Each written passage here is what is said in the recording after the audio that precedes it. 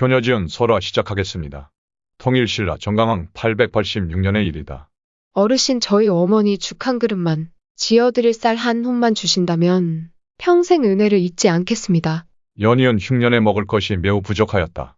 분황사 동쪽 마을에 사는 지은이 앞을 보지 못하는 홀어머니의 끼니를 걱정하며 동냥을 하고 다녔으나 어디에도 쌀 한 줌 구할 수가 없었다. 지은은 며칠째 굶고 계시는 어머니를 두고 볼 수 없어 주인어른, 제가 평생 이 집의 하인이 될 터이니 쌀 10선만 주십시오. 라고 부잣집을 찾아가 사정했다. 그래 그렇다면 쌀을 내어주지. 그렇게 해서 쌀을 받아 어머니께 쌀밥을 차려드렸다. 그리고 그날부터 부잣집에 일을 다녔다. 저녁이면 집에 와 어머니께 밥을 지어드리고 또 아침이면 종노릇을 하기 위해 집을 나섰다. 하루는 어머니가 지은이의 얼굴을 쓰다듬으며 물었다. 지은아, 너 요즘 어딜 그리 다니는 게냐? 그리고 얼굴은 왜 이리 푸석한 거냐? 어머니 아니에요. 내가 요 며칠새 잠도 잘 안 오고 마음이 뒤숭숭한 게 여간 불안한 게 아니다. 지은아, 무슨 일 아니지? 어머니 그게 뭐 그게라니 무슨 일이니? 어서 말해보거라. 쌀을 구하지 못해 어느 부잣집에 쌀을 얻어오기로 하고 평생 하인이 되기로 했어요. 그게 무슨 말이냐?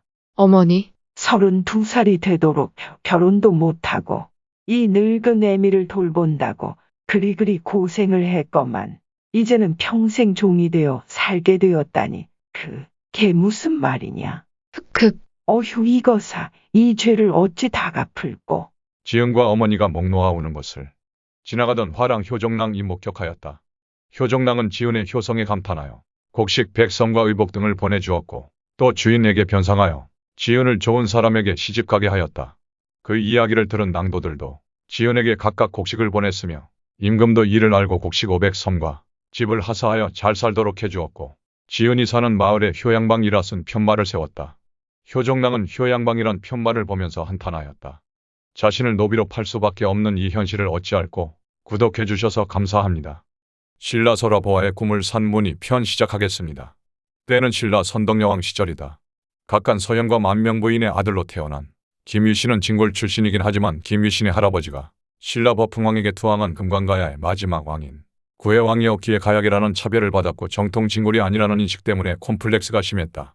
김유신의 부모인 서현과 만명부인은 허락받지 못한 사랑 때문에 만녹은 충북 진천으로 도망가 그곳에서 김유신을 낳았다. 세월이 흘러 김유신 밑으로 남동생 김음순, 여동생 김보희, 김문희, 김정희 이렇게 4명의 동생이 더 태어났다. 어느 날이었다. 보희가 꿈을 꾸었는데 서산에 올라가 오줌을 누니 경성에 가득 찼다. 이튿날 아침에 문희에게 꿈 이야기를 들려주자 문희가 언니, 그 꿈 내가 사겠어. 무엇을 주고 사겠느냐? 아끼는 비단 치마를 줄게. 그럼 어젯밤 꿈을 너에게 준다. 문희가 옷깃을 벌려서 꿈을 받았다. 그리고 문희는 언니 보희에게 비단치마를 주었다. 열흘 후에 김유신이 김춘추와 함께 정월 5기일의 집 앞에서 축곡을 하다가 일부러 김춘추의 옷끈을 떨어뜨려 우리 집으로 가서 꿰맵시다. 하고는 김춘추를 집 안으로 끌어들였다. 김유신이 보희에게 옷을 꿰매라고 하자 귀공자의 옷을 제가 감히 어찌 꿰매겠습니까? 라고 말했다. 유신이 문희에게 말하니 문희는 서슴없이 다가와 춘추의 옷을 꿰매었다. 유신은 피하고 보지 않았다. 이에 춘추는 사랑을 하였고 1년쯤 지나자 문희가 임신을 하였다. 김유신이 때를 놓치지 않고 문희를 불러 꾸짖었다. 내가 부모에게 알리지 않고 임신함은 무엇 때문인가? 김유신은 온 나라에 소문을 퍼뜨리고 너희 동생을 불태운다 하였다. 김유신은 선덕여왕이 행차하기를 기다려 집 마당 한가운데 나무를 쌓아놓고 불을 붙였다. 선덕여왕이 저기 저곳에 연기가 나는데 무슨 일이냐? 김유신이 누이 동생을 불태워 죽이는 것인가 봅니다. 이미 소문을 들어 알고 있던 신하들이 말했다. 그게 무슨 말이냐? 누이 동생이 남편도 없이 임신을 했다 하옵니다. 그게 누구의 소행이냐? 선덕여왕을 따르던 김춘추의 얼굴이 새파랗게 질려버렸다. 내가 한 짓이냐? 김춘추의 얼굴빛을 보고 알아차린 선덕여왕은 김춘추를 추궁하였다. 김춘추가 대답을 못하고 고개를 숙이자 어서 가서 구하도록 하라. 고 명했다. 김춘추는 말을 타고 달려가서 왕명을 전하고는 죽이지 못하게 하였다. 그리고 김춘추와 김문희는 혼례를 올렸다. 언니 보희에게 꿈을 산 문희는 후일에 문명왕후가 된다. 그리고 그때 임신한 아이는 문무왕이 되었다.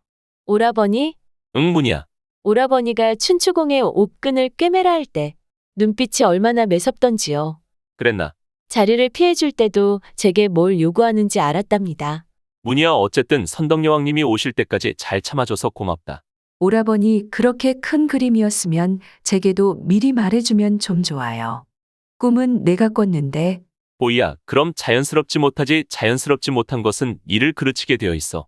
그리고 저는 춘추공에게는 이미 정처로 보량공주가 계셔서 성공해도 첩밖에 안 될 텐데 생각했어요.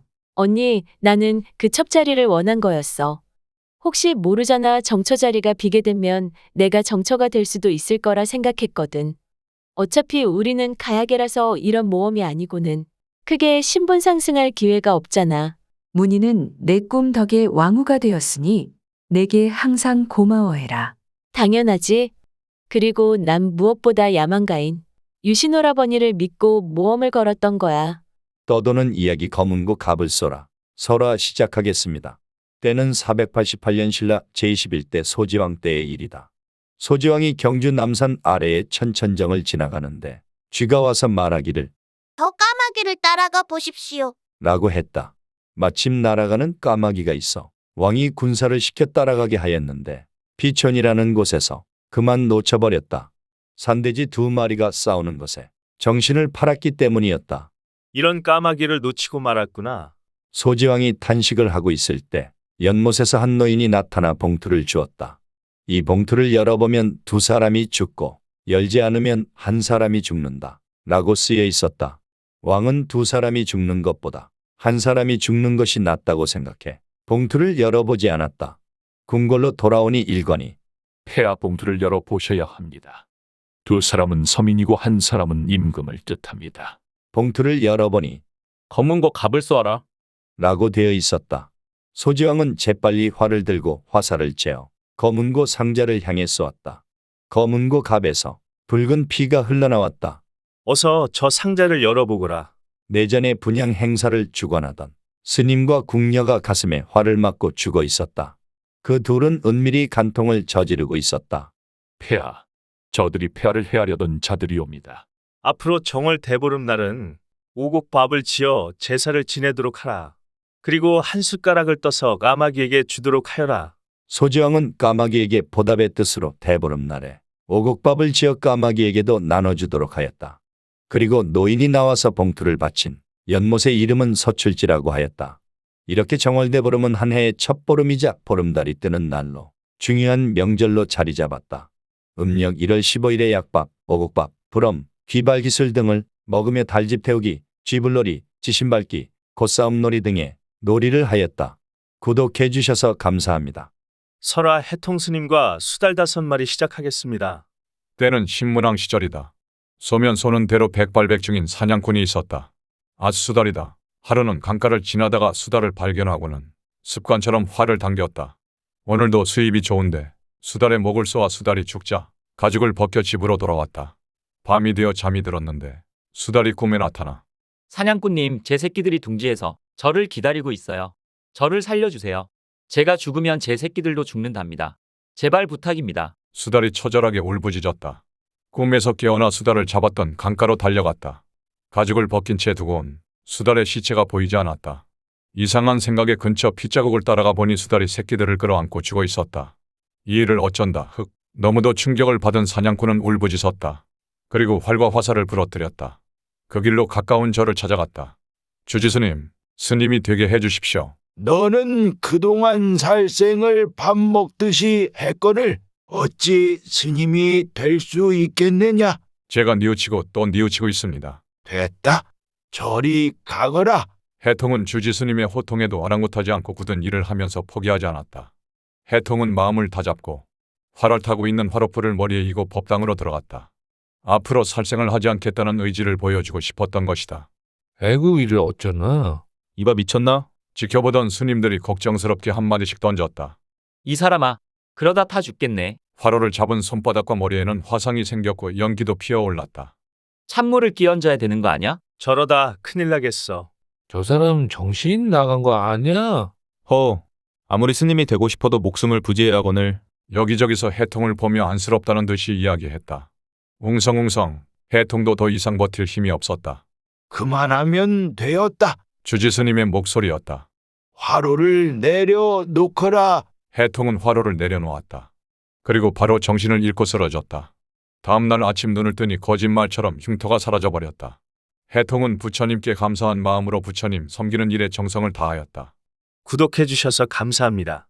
폐하, 이 정도면 백성들이 더욱 불교를 숭배하겠지요? 그렇소. 상대 등 수고했소이다. 폐하, 아직도 박혁거세를 시조신으로 모시는 백성들이 있다고 합니다. 박씨왕조, 석씨왕조에서 김씨왕조로 정립되었는 지가 언제인데 박혁거세 신인이 아령 신인이 하며 아직도 숭배하고 있다고 하니 이것은 신라의 발전에 좋지 않은 영향을 끼치므로 불교를 더욱 진흥하여야겠습니다. 고승들의 이야기를 잘 만들어 보시구려. 그런 이야기가 퍼져야 숭배할 마음이 생길 것이 아니겠소. 네, 폐하 분부받 잡겠나이다. 원성왕 즉위서라. 뒤바뀐 꿈풀이 편 시작하겠습니다. 선덕왕 때의 일이다.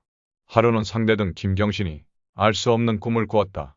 꿈에서 김경신이 복도를 벗어 던지고 삿갓을 쓰고 한 손에는 12줄의 가야금을 들고 천관사 우물로 들어가는 꿈이었다. 꿈이 하도 이상하고 불안해서 김경신은 꿈풀이에 용하다는 점쟁이를 불러 꿈을 점치게 하였다. 머리에 쓰는 복두를 벗은 것은 벼슬을 잃을 징조입니다. 가야금을 손에 든 것은 목에 칼을 쓸 징조이고 마지막으로 우물에 들어간 것은 점쟁이가 말을 하려다 말고 잠시 머뭇거렸다. 어서 말해보게나.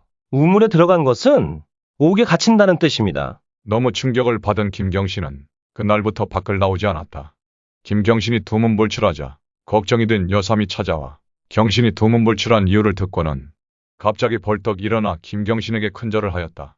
아니, 지금 무슨 짓이요? 상대 등께서는 곧 임금이 되실 겁니다. 그게 무슨 소리요? 그 꿈 말입니다. 복도를 벗었다는 것은 그 위에 높은 사람이 아무도 없다는 뜻입니다. 그런 사람은 임금뿐이지요. 삿갓을 쓴 것은 임금이 쓰는 금관이 그렇게 보인 것입니다. 가야금을 들었다는 것은 상대 등께서 내무랑의 12대 손이지 않습니까? 그렇소이다만. 내무랑의 12대 손이 왕이 된다는 뜻이지요. 그럼 우물은 무엇이요? 우물은 궁궐로 들어간다는 뜻입니다. 고맙소이다. 공의 뜻풀이가 맞다면 내 훗날 후하게 대접할 것이요. 별 말씀을요. 허나 여삼, 우열왕계에 김주원이 있지 않소? 그가 왕의 서열에 더욱 가깝거늘 어찌 내가 그 자리에 오를 수 있겠는가? 물론 그렇긴 하지만 하늘의 뜻이라는 게 있는 법입니다. 상대 등께서는 북천에 제사를 드리면 될 것입니다. 여삼은 이 말을 남기고 돌아갔다. 가는 길에 김제공의 집에 들러 잠시 이야기를 나눴다. 여삼 방금 뭐라 하였어? 얘기한 대로요. 그러니까 상대등 김경신이 꿈을 꿨는데 완전 흉몽이라고요? 그렇소이다. 잘못하다가는 우리도 위험해질 수 있어요. 이 일을 어찌하오? 상대 등한테는 임금이 될 꿈이라 했으니 믿고 있을게요. 사람은 믿고 싶은 걸 믿으니까요. 그럼 앞으로 어찌하오? 걱정 마시오. 지금 선덕왕이 몸이 안 좋아. 언제 붕어하실지 모르지만 그 말이 새어 나가서는 안 돼요. 그리고 북천에 군사를 배치해 주시오. 그건 왜 그러? 선덕왕이 잘못되면 김주원이 왕위에 오르려고 움직이지 않겠소? 그러겠지요. 막아야지요. 딱 하루면 됩니다. 하루만 잡아둡시다. 그럼 상대 등이 왕위에 오를 수 있어. 그게 정말이요? 따지고 보면 누이 좋고 매부 좋고 아니겠소. 김경신은 야망이 큰 사람이라 본인이 왕이 되지 못하면 해공왕 때처럼 왕을 해할 사람이요. 김주원도 목숨을 건지고 김경신은 목표대로 왕이 되는 게지요. 피 한 방울 안 흘리고 말이요. 듣고 보니 공의 말이 맞소이다. 그리고 얼마 뒤 선덕왕이 갑작스레 세상을 떠났다. 재상들이 모여 누구를 다음 임금으로 모실지 의논하였다. 김주원이 무열왕계로 임금 다음으로 높은 품계입니다. 그로써 김주원이 왕이 되는 것이 타당하오. 재상들이 뜻을 모아 김주원을 추대하였다. 궁궐로 와야 할 김주원이 모습을 드러내지 않았다. 하급 관리가 뛰어와서는 북전의 폭우가 내려 김주원이 북전을 건너올 수가 없다고 하였다. 뭐시라? 그럼 이 일을 어찌할꼬? 김주원 공이 사는 북천에 폭우가 내린다는 것을 보니 하늘의 뜻이 김주원 공에게 있지는 않나 봅니다. 임금이라는 자리는 사람의 뜻으로 정하는 것이 아니라 하늘의 뜻으로 정해야 합니다. 그렇소이다. 김주원 공이 궁궐에 이르질 못하니 김경신 공을 왕위에 오르게 해야 합니다. 여삼이 말했다. 맞습니다. 왕의 자리는 잠시라도 비워두어서는 안 됩니다. 제공이 맞장구 치며 말했다. 이리하여 김경신이 김주원을 따돌리고 임금의 자리에 올랐다. 그가 바로 신라 38번째 왕인 원성왕이다. 한편 여성은 전가를 알리러 온 하급관리를 불러 정말 제때 잘 와주었네. 그리고 시킨 대로 잘해주었네. 하며 칭찬하였다.